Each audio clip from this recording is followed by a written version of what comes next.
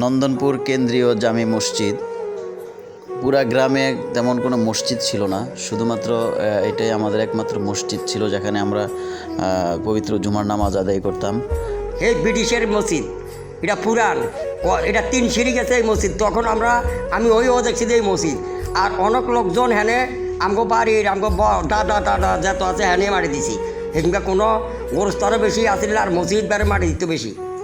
হ্যাঁ, এই ব্রিটিশের 3 সিঁড়ি গেছে এই মসজিদের লগে। অনকা বাড়ি বাড়ি মসজিদ, কোনো জায়গাত মসজিদ বাদে কোনো অভাব নাই।